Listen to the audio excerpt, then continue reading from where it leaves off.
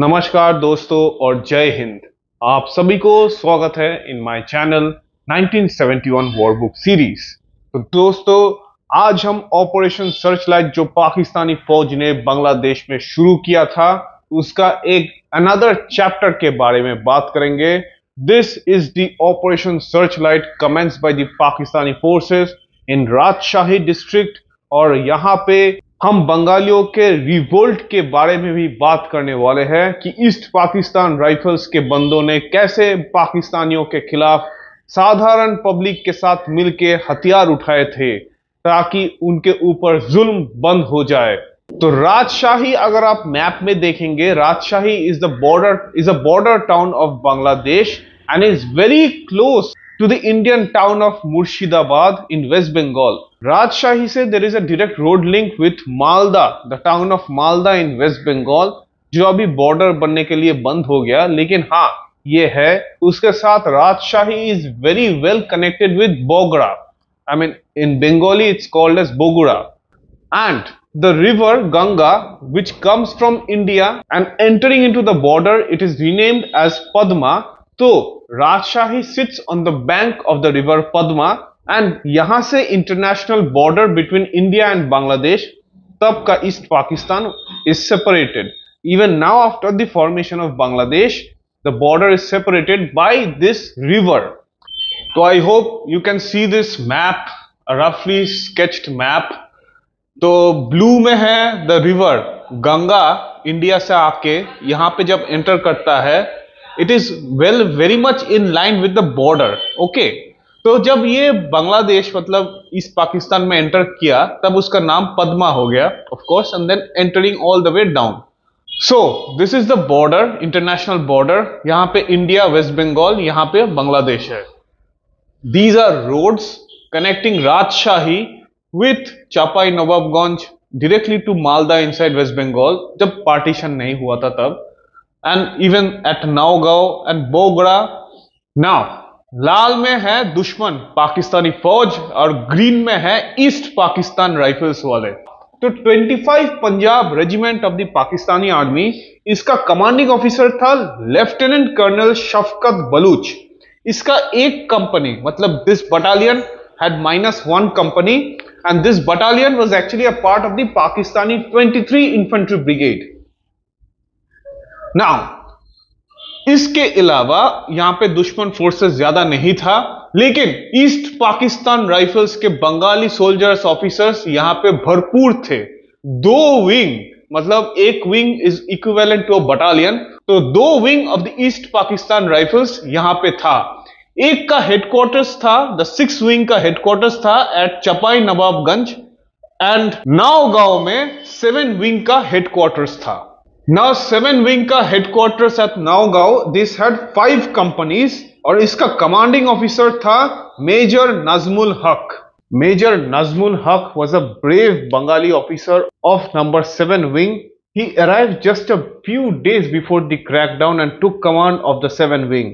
So actually 7 and 6 wing of the East Pakistan Rifles were of the East Pakistan Rifles का राजशाही sector, और 7 wing के companies were mostly at wing headquarters close to the Indian border in the areas between Rohanpur and 5 बीबी, as you can see. Okay, I have marked them as company scales, but I am just telling that 7 wing यहां पे spread out था।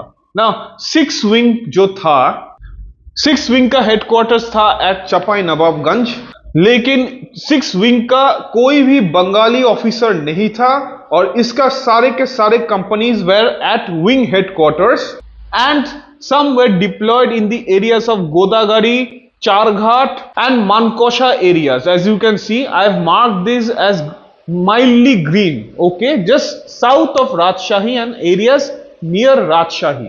6 wing का elements यहां पे diploid था। Now you must have seen this another town that I have marked here, pretty close, sitting near the banks of the Padma river. This is the town of Pabna. Okay, Pabna had a road link from Rajshahi and was a very important communication zone leading all the way to Dhaka. और उसके साथ बोगड़ा तो यहाँ पे है ही। पाबना का significance मैं बाद में बताने वाला हूं। लेकिन उससे पहले अब सिचुएशन को देखिए। 25 Punjab of the Pakistani force marked in red sitting at Rajshahi not only had the East Pakistan Rifles यहाँ पे surrounded but also Bengali policemen और Bengali volunteers were also very angry at the Pakistani forces क्योंकि of course आपको पता होगा कि पाकिस्तानी फौज के अगेंस्ट आंदोलन चल रहे थे। Sheikh Mujib and the Awami League were leading this revolt. तो अभी let's see the development of the situation just before the 25th of March 1971। तो अभी तक मैंने जो सिचुएशन के बारे में बताया है, the positions and the dispositions of both East Pakistan Rifles, Bengali police, Pakistani फौज in and around Rajshahi before the third week of March 1971.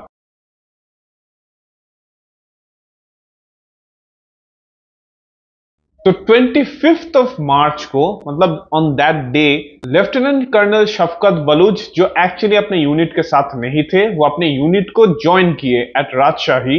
लेकिन उनके पास पहले से ही ऑर्डर्स आ चुका था कि ऑपरेशन सर्च लाइट आज रात से चालू होगा, तो उसके लिए क्या करना होगा। तो उन्होंने अपने कंपनी को पाबना, जो मैंने आपको मैप में दिखाया, पाबना में भेज दिया था। वैसे भी उनके बटालियन में एक कंपनी कम थे, तो अभी राजशाही में 2 कंपनीज थे ऑफ द 25 पंजाब रेजिमेंट। और 25 पंजाब एक्चुअली 25 तारीख से ही राजशाही शहर में एक्सटेंसिव पेट्रोलिंग करना शुरू कर दिए। राजशाही शहर में कर्फ्यू था क्योंकि बंगाली लोग रास्ते में उतर के पाकिस्तानी गवर्नमेंट और फौज के खिलाफ प्रोटेस्ट कर रहे थे। बंगाली पुलिसमैन भी नाराज थे and they were at times joining with the Bengali volunteers with the people with their 303 rifles। लेकिन 25 तारीख को ये सिचुएशन थोड़ा नॉर्मल था, लेकिन 26 तारीख से ये सिचुएशन पूरा उल्टा हो गया। बंगाली पुलिस एट राजशाही दे हर्ड कि ढाका के पीलखाना में और ढाका राजरबाग पुलिस लाइन में पाकिस्तानी फौज ने हमला किया। तो पुलिसमैन अवेयर थे कि वो भी पाकिस्तानी फौज के एग्रेशन के शिकार हो सकते हैं। तो राजशाही पुलिस लाइन में बंगाली पुलिस अपने खुद के बंकर्स बना के डिफेंसेस एस्टेब्लिश किए, expecting a Pakistani attack from the 25 Punjab. लेकिन कोई हमला हुआ नहीं। 26 तारीख को 6 विंग जो चपाई नवाबगंज में थे, they were also expecting something to happen, some sort of an attack on the 25th to 26th of March, क्योंकि उनको पता चल चुका था कि ढाका में ऑपरेशन सर्च लाइट शुरू हो चुका है। लेकिन उनके ऊपर भी कोई हमला नहीं हुआ। लेकिन नौगांव में situation was completely different. Naugaon में आपको जैसे बताया था, ईस्ट पाकिस्तान राइफल्स जिसमें मैक्सिमम बंगाली सोल्जर्स और ऑफिसर्स थे, 7 विंग था, उनके साथ पाकिस्तानी फौज का क्लैशेस शुरू हो गया था directly from the 23rd of March. और 23 तारीख को तो रोहनपुर एरिया में एक्सटेंसिव क्लैशेस हुआ between Bengali soldiers and Pakistani forces. वहां पे बंगाली सोल्जर्स खुद ही हथियार उठा लिए थे। They had started their fight कि जैसे भी करके पाकिस्तानी फौज को इस एरिया से हटाना ही होगा। इस पाकिस्तान राइफल्स वालों के पास भी ज्यादा हथियार नहीं थे, मोस्टली 303 राइफल्स, सम सबमशीन गन्स, चाइनीज कलाशनिकोव्स, कुछ light machine guns and may be 2 inch motor and that's it. उसके साथ ही वो लोग कुछ करना चाहते थे अगेंस्ट द एनिमी। तो 23 तारीख से Rohanpur near the border was on fire. तो ये क्लैशेस होता था। लेकिन 26 तारीख को व्हेन दे हर्ड कि ढाका में ऐसा बारबेरिक मैसेकर हुआ है of Bengali soldiers and officers of East Pakistan rifles and police, तो 7 wing was the first to revolt and defect and they decided to fight the Pakistani army. This defection happened under the command of Major Nazmul Haq। तो नौगांव में जितने भी Pakistani personal थे, उन सभी को 7 wing of the East Pakistan rifles के बहादुर जवानों ने कैप्चर कर लिए on the night of 26 of March, जब ये Pakistani soldiers and officers dinner खा रहे थे। मेजर नजमुल हक अभी 7 विंग को लेके एक डिफेंस ऑर्गेनाइज करना शुरू कर दिए एट नौगांव। ये मेजर नजमुल हक ही ऐसा आदमी थे जो नौगांव में बंगाली वॉलंटियर्स को हथियार, अपने खुद के आर्मरी से हथियार दिए थे। जो वॉलंटियर्स आजादी का फाइट लड़ना चाहते थे उनको वो खुद हथियार दे दिए थे रजिस्ट्रेशन करके। अंसार मुजाहिद और ये बंगाली वॉलंटियर्स और सिविलियंस को हथियार का ट्रेनिंग उन्होंने और उनके 7 विंग ने ही दिया था एट नौगांव। और नौगांव में जितने भी अवामी लीग लीडर्स थे उसके साथ the local administrators joint major Najmul Haq and the entire defection of the 7 wing. Naogao was completely in the hands of the Bengali forces who had defected and revolted.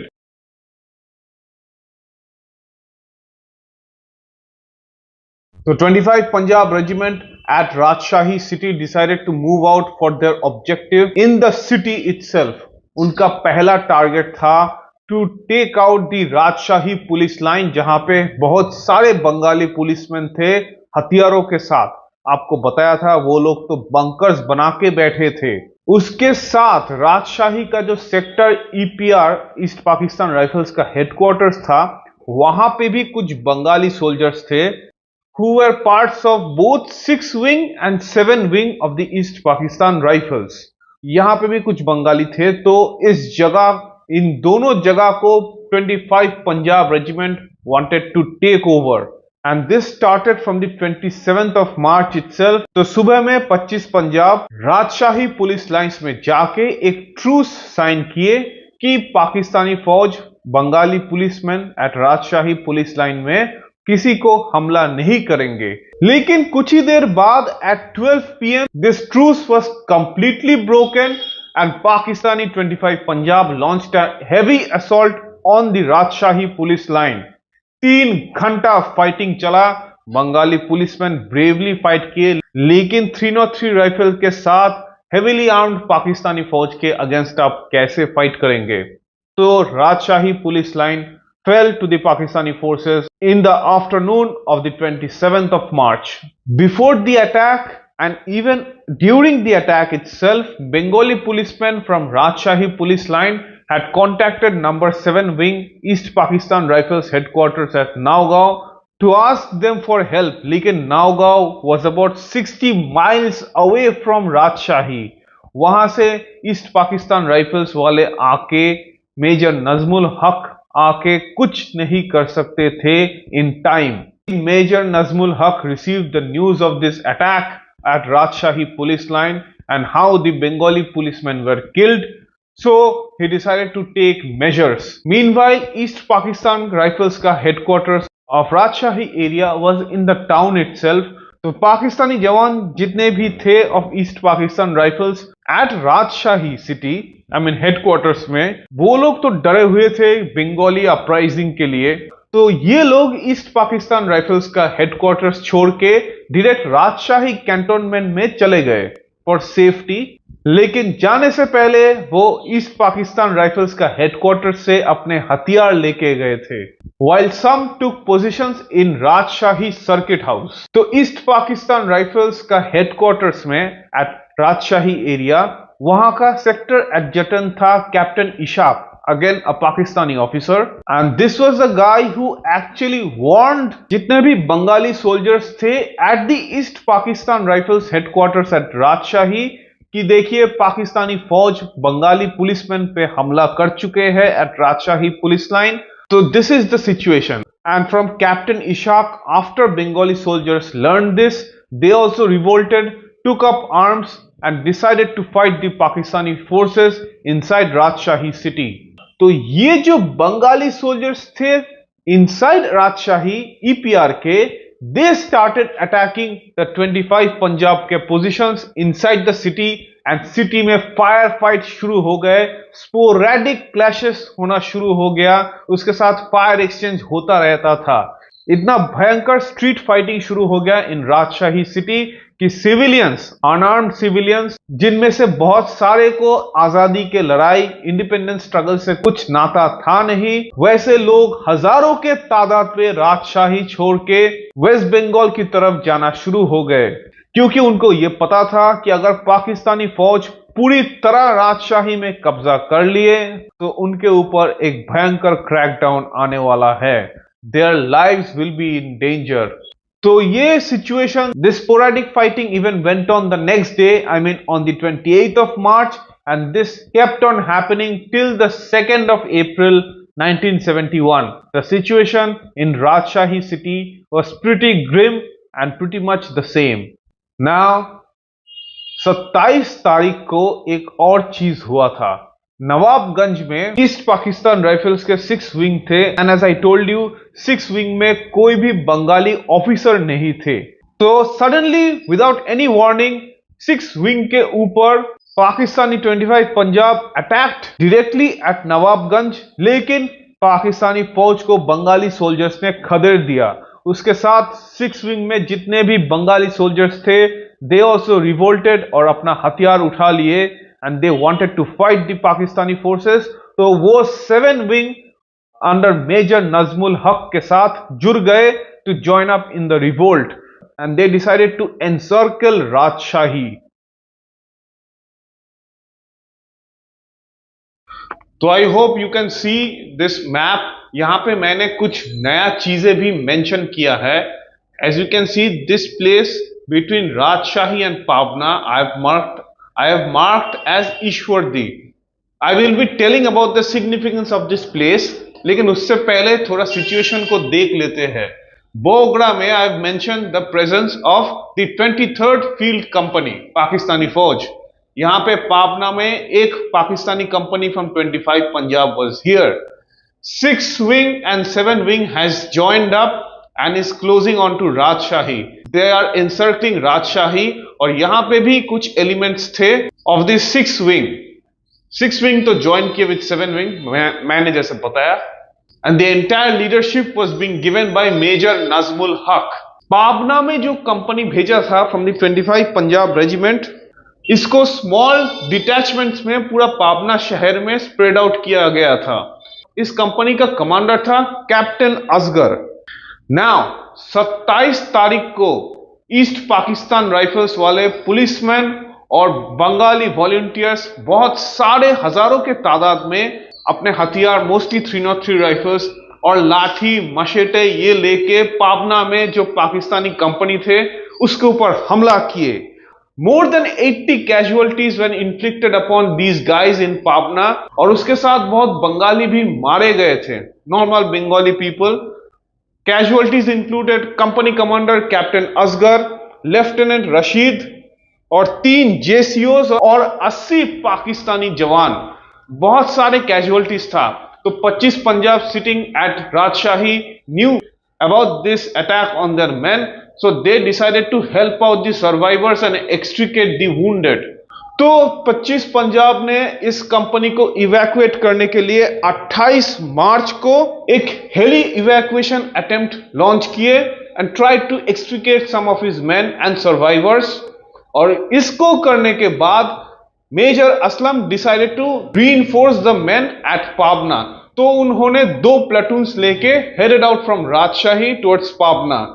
लेकिन captain Rashid East Pakistan Rifles से और उसके साथ कुछ men from East Pakistan rifles and police were loaded up at Ishwardi. They were wait and they ambushed this convoy of 2 platoons of Pakistani forces led by Major Aslam at Ishwardi, और major Aslam और पूरा platoon तबाह हो गया at Ishwardi.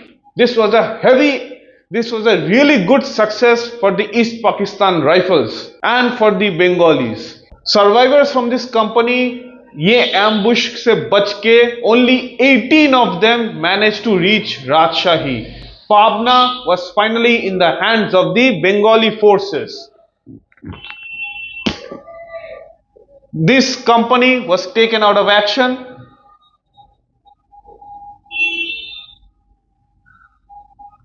And this much area was now in the hands of the Bengalis. वो जो survivors थे, they managed to reach Rajshahi after 3 days. तो अभी बोगड़ा का आप significance देखिए। Bogra was a very important place क्योंकि यहाँ पे एक एम्यूनिशन डंप था ऑफ द पाकिस्तानी फोर्सेस। तो 23rd field company Pakistani army का एक्चुअली दो ग्रुप में स्प्लिट हुआ था in Bogra, one defending the ammunition dump while another group actually patrolling the city of Bogra. Bogra शहर में 25 से 28 मार्च तक कुछ नहीं हुआ था, सब शांत था। रंगपुर में जो पाकिस्तानी फौज का गैरिसन था, रंगपुर से भी पाकिस्तानी फौज बोगरा को रीइंफोर्स करने के लिए, मतलब 23rd फील्ड कंपनी को रीइंफोर्स करने के लिए रीइंफोर्समेंट्स भेजा था, लेकिन that reinforcing supply was not successful। तो सिचुएशन ये देख के, बोगरा का वल्नरेबिलिटी देख के, I mean of course a company of Pakistani force में कितना जवान होगा, 120 150 मैक्सिमम। तो ये सिचुएशन देख के from Naogaon 7 wing captain Gias, Bengali officer from the East Pakistan Rifles, of course they are all defected, तो उन्होंने नावगांव से 28 मार्च मॉर्निंग को बोगरा चले आए थे अपने फोर्सेस के साथ। सुबह निकले थे, शाम तक पहुंच गए थे और उनके साथ थे अबाउट 200 आर्म्ड पुलिस और कई सौ civic volunteers, mostly armed with 303 rifles. और 23rd फील्ड कंपनी के एक ग्रुप के ऊपर उन्होंने भारी भरकम एम्बुश कर दिया था और ये जो 23rd फील्ड कंपनी था, इसको बोगरा से भागने के लिए मजबूर कर दिया था। Even Bogra city was finally liberated by the 7 wing। दुश्मन यहां से निकल पड़े थे। Bogra city was finally in the hands of the East Pakistan Rifles। The pressure on Rajshahi was building up। 25 Punjab regiment was completely encircled from all sides। बंगालियों ने उन सभी को पूरी की पूरी तरह एकदम घेराबंदी में रख लिया था। कुछ कुछ पाकिस्तानी जवान जो बोगरा में तभी भी थे, on the 1st of April को उनके ऊपर बंगाली वॉलंटियर्स ने हमला कर दिए and captured the ammunition dump. और जो जो पाकिस्तानी सोल्जर्स सरेंडर किए उनको बोगरा के जेल में भेजा गया था। So up to this was very much good news for the Bengalis fighting for their independence. Pakistani फौज पूरी तरह एकदम क्लेंच्ड अप हो गया था। The ring around Rajshahi was getting bigger and bigger। Pabna was in their control, Bogra was in their control, except for the town of Rajshahi। Rajshahi still 25 Punjab of the Pakistani forces के हाथ में ही था। तो major Najmul हक, commander of the 7 wing, decided to now go full force on Rajshahi and The encirclement of राजशाही, जो EPR वालों ने और बंगाली वॉलंटियर्स उन लोगों ने सब मिलके 28 मार्च से शुरू किए थे। अभी that news was being tightened very much around Rajshahi. Captain Gias भी बोगरा को कैप्चर करने के बाद वहां से आ गए थे to join up in the assault. तो नावगांव 7 विंग का हेडक्वार्टर जहां पे था, leaving behind a reserve force at Naogaon, major Najmul Haq, police, east Pakistan rifles के जवान, अंसार, मुजाहिद और local volunteers who were numbering a lot started concentrating around Rajshahi from the 1st of April। Captain Geass Bogra से नवाबगंज आ गए थे with about 1000 mixed forces of his men and Captain Rashid from the south with about 1000 men। By this time now all Bengali volunteers, police वाले, कुछ कुछ EPR के जवान सब मिलके अभी राजशाही की तरफ आ रहे थे 3 pronged अटैक करने के लिए। 2nd of April से फिर से राजशाही में स्पोरेडिक फाइटिंग शुरू हो गया between the Bengali forces and the Pakistanis inside. April में this fighting went to its utmost extreme stage and after 4 more hours of fighting with Captain Rashid joining from the south with all of his forces directed towards Rajshahi, Pakistani 25 Punjab was forced to leave the town and headed out towards Sapura। Sapura is the cantonment of Rajshahi। So I hope you can see the situation here। Captain Rashid with his 1000 men moving from this side, Pabna side, Captain Gias with about 1000 men moving from Chapai Nawabganj side, and Major Nazmul Haq with his 7 wing moving from Naogao side। दुश्मन का हालत बहुत ही खराब हो चुका था। By the 4th of April, they were concentrated only in the Sapura area, which is actually the cantonment of Rajshahi city. राजशाही से दुश्मन ऑलमोस्ट क्लियर हो चुका था। Victory was imminent for the Bengalis, लेकिन बहुत सारा खून ऑलरेडी बह चुका था।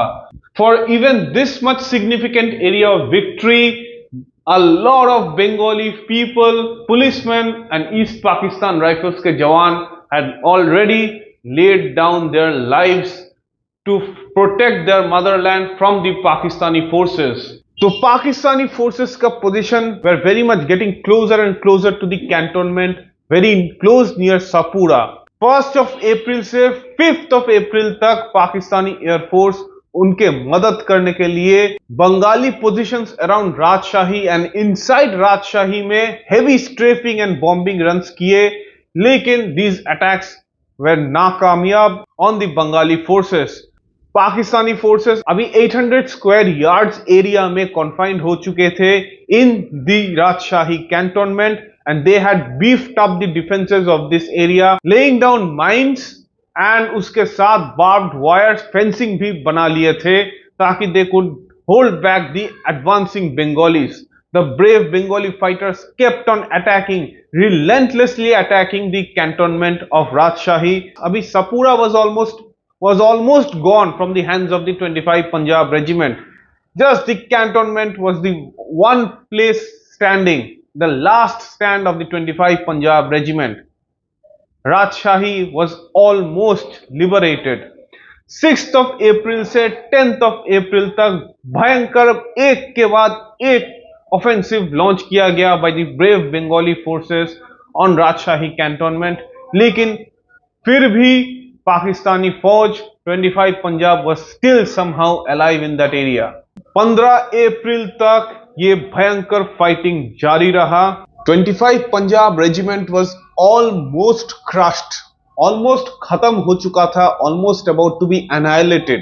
Unfortunately, the Pakistani 57 Infantry Brigade was coming from Dhaka. 10th of April में 3 ईस्ट पाकिस्तान राइफल्स के कंपनीज को एडवांसिंग 57 इन्फेंट्री ब्रिगेड को रोकने के लिए नगरबाड़ी नाम का एक एरिया में भेजा गया to establish defences. So fighting forces were cut off from the attack on Rajshahi, लेकिन फिर भी at least for some time 57 brigade could be delayed. उसके साथ भयंकर एक के बाद एक एयर स्ट्राइक्स ढाका से राजशाही में हो रहा था on the positions of the Bengali fighters, forcing them to pull out from that area. बहुत सारे casualties already हो गए थे on the Bengalis, क्योंकि देखिए जो लोग मैक्सिमम फाइटिंग किए वो कौन थे? पुलिसमैन, आम आदमी जिन्होंने कभी हथियार नहीं उठाए, आम आदमी थे हजारों के तादाद पे। 2 battalion strong east Pakistan rifles वाले थे, विंग जैसे मैंने बताया था। बहुत सारे जाने ऑलरेडी जा चुके थे। Bengalis were also running out of weapons and ammunition और 57 ब्रिगेड आ रहे थे।